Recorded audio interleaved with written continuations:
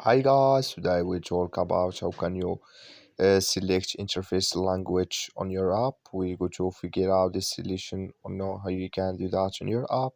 So you just follow these ways, then it's going to work with you. All you have to do inverse, you just go down here, you click on profile down here. So when you just click here on profile, it's going to take you to this is your profile here. You go above this sign, click on it.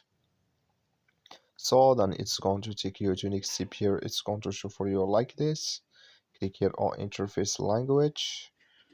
So then it's going to take you to next step here. Just waiting to open with you here. So then it's going to show for you like this. And here in this list, can you change your interface language on your app? That's all you have to do. Thank you for watching. Don't forget to support us by liking and subscribe.